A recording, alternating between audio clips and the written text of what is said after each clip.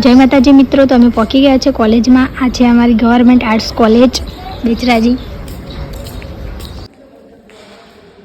આ બધાને લઈ ગયા અંદર.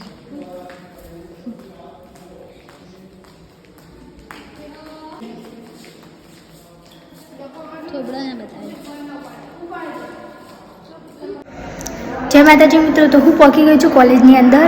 આજે લેટ પડી ગઈ હતી તો લેક્ચર પણ ચાલુ થઈ ગયું છે. તો હું જાઉં છું ક્લાસમાં લેક્ચર ભરવા માટે. ત્યાં સુધી બાય, ટાટા.